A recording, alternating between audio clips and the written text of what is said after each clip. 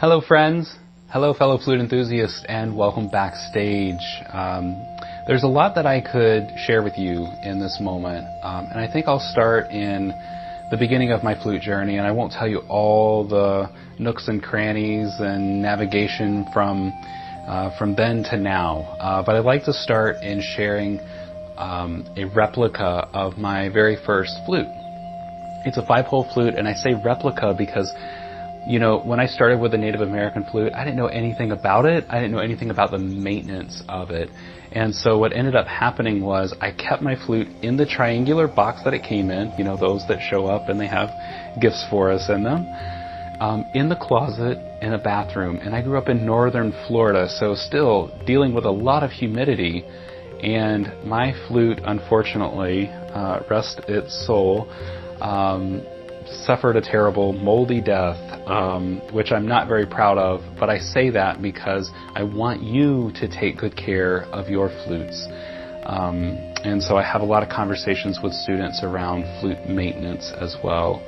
So this replica of this first flute, when I hold it, I still get that special feeling of holding my first flute. And I found the flute before Christmas through a cartoon. I was 13 years old at the time.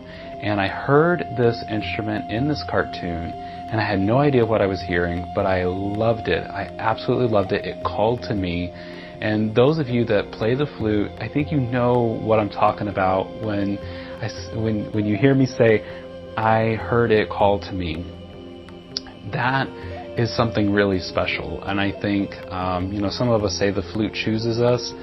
I think there's something bigger at play here. Yes, I do. And so for me, I got my flute. I begged my mom to get me one for Christmas. This is all that I wanted. You know how kids are. And she was afraid to invest too much because, kids, they can kind of, start something 2 weeks later, they're completely out of it. So she didn't want to invest a lot. So I did my due diligence with research, and I found a flute for about $60.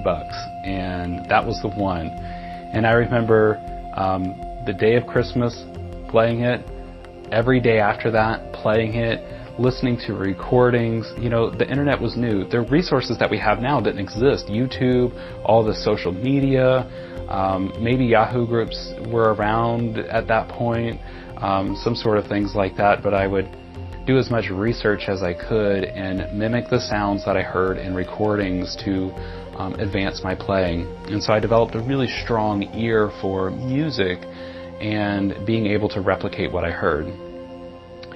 I had been playing for several years. I had acquired flutes. I saved every allowance, every odd job that I did on the farm and for other farmers I'd save, and I would buy flutes, and I'd buy flute kits because they were more affordable, and I amassed a few flutes, and I just started innately making little melodies with the flute. And so we were one day going to the local music store in Marianna, Florida, and they had a recording studio in the back.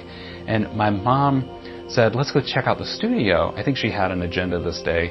And walked back there, and I was just like, oh man, it'd be so cool to record my own CD, to record songs and do all this and go down that road. I had aspired to do those things. And as we were taking a tour that day, she looked at the guy and she says, get him on the list. When do you have an opening? And it ended up being like 3 or 4 weeks away, which I was still completely nervous about. I had never been in a recording studio before. I had like 6 melodies that I played over and over and over, so I had 4 weeks to prepare. Well, what ended up happening was the next 3 to 4 weeks, I buckled down and I lived and breathed music. And I ended up getting enough material together to do a whole CD, 12 songs. And the result of this experience was my first album, Transitions.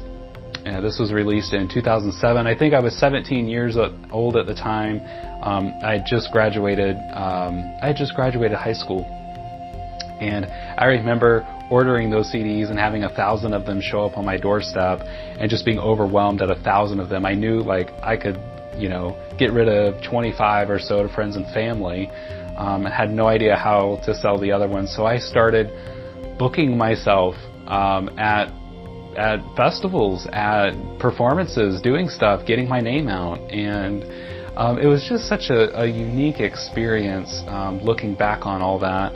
And then, over the years, it's been amazing to write and record music and share music with so many. And my inspiration behind playing music and writing music has always been just to showcase how versatile the Native American flute is.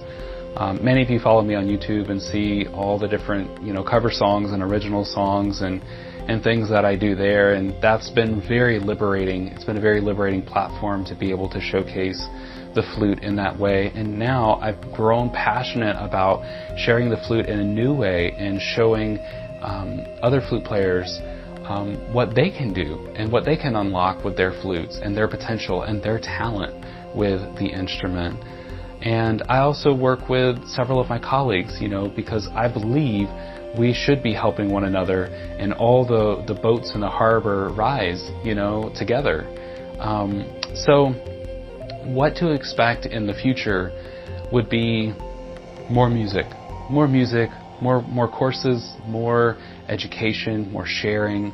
We're working on some things right now to release next year, a new album, and several modern sounding songs, very melodic and almost hip sounding. So I'm looking forward to sharing some of those singles as they start to drop next year. So I hope you'll stay with us as we share more with the Native American flute. And I just want to thank all of you for watching this, for showing up, for attending online. This year it's been a little different. We're not dragging our lawn chairs out across the lawn at Native Rhythms to soak up the music, but now we're in a digital space, and this gives us all a great opportunity to share that with others. So from the bottom of my heart, thank you. Thank you for listening. Thank you for sharing. And thank you for being receptive of all that I've done with the Native American flute and all that we are doing together. So until we meet again, I wish you all the best. Stay happy, healthy, safe, and keep the music going. The world needs you and the music you produce right now. So thanks so much. We'll see you soon.